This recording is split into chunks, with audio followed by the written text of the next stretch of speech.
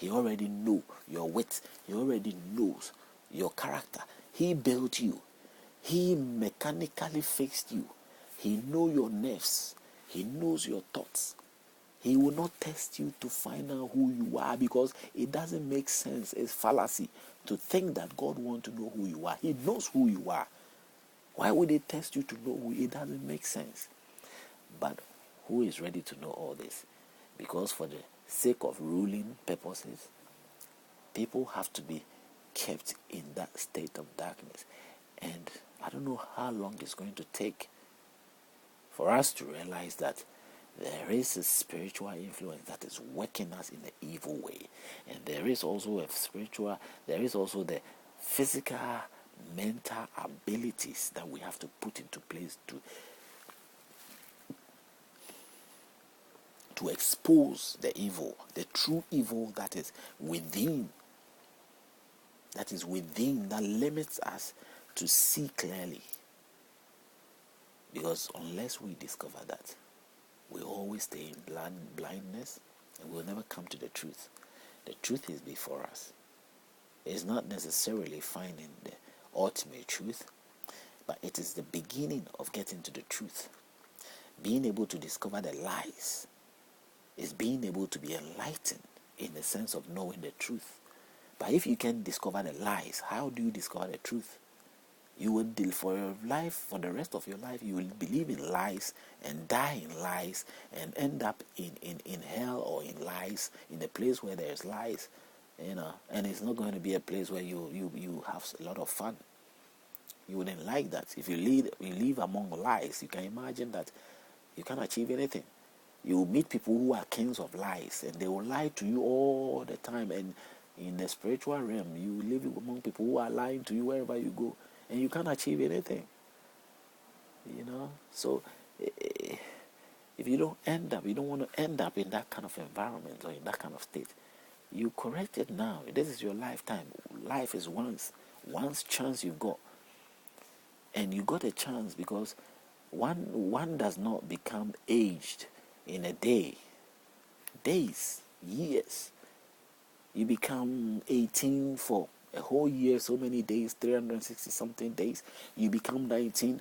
So it's been a long period of growing, but we also get engaged. Somehow the Spirit also makes sure that we are so busy. He keeps us busy. He attracts us with so many things. That's what I've talked. The evil attracts us, influence our life with busy things and so many things, and get so occupied that we live out. We've sent the sense of realizing that we have to seek something. We go to the moment of worship. We accept what life is, the way things are, and think it's okay. We jump, dance about it, and then we go back to a normal life of trying to get whatever it is that we want to get, whilst we don't even know. And sometimes we don't even get what we want to get. And we are back to square one again, starting life again. And then we start, we can go. Do we have time? Do we devote 30 minutes, a minute to think things through and realize that what really are we doing? Is it really what we really want to search for? Have we found what we want to find?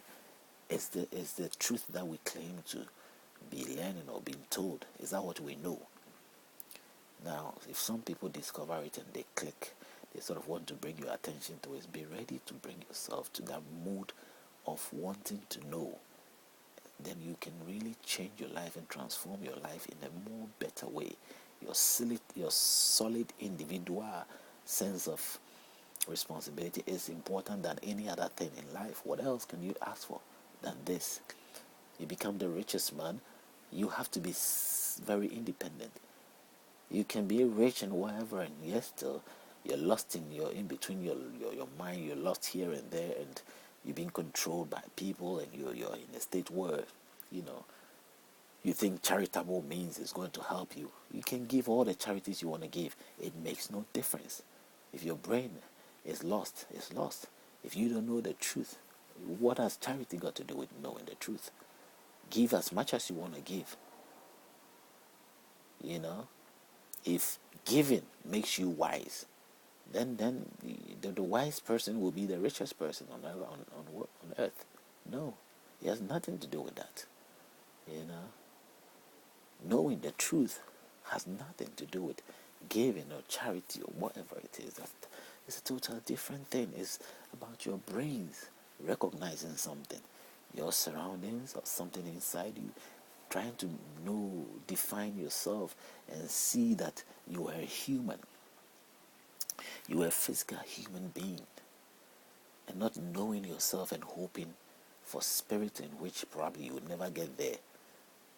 Because you've realized that people died, they get rotten, eaten by ants on earth. You go to their grave and they are eaten by ants, and still you don't believe that if you die you are going to rot. You believe that if you die you are going somewhere. Then what do you think you are? What do you really think you are? You think you are a spirit, or you think you are a human being, like a fleshy human being? Meanwhile, your books, some of the books teaches you that you were made out of clay, something physical, something that you touch, you see, and then you breathe onto you and you became a human being. You became alive, just like the life in robots or whatever it is we see. You became alive through that. The unique thing that makes you alive is what you can't figure out, because you've sealed your mind, or your mind has been sealed in the sense that you can't find that one out. Even though you've been told as a physical human being is what you are believing that you are a spirit, and that you're going to end up living your life in a realm that you've not been there. Neither do you have people who have come from there telling you about it.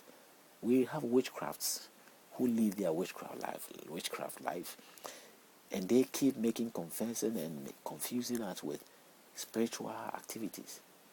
A witchcraft, in so many senses, is not is a spirit living in a body. The cells of the body may be dead.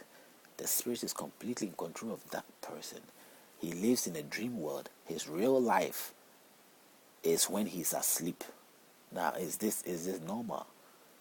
A witchcraft or a wizard have the life of a spirit. He is not a physical. He may walk in the morning, but it is the spirit has taken control of a human body and is walking around. This is what today is. I compare to this Holy Spirit. Giant people, they have allowed themselves to be controlled by a spirit, and the spirit moves them around. They sleep with dreams and visions. The night time that they sleep, as they sleep, that the spirit take control over their life. Those are the moments or the times that they are really living their life, and it is not them living their life. They are already dead. The Bible even talk about dead people. They are dead. They are walking dead.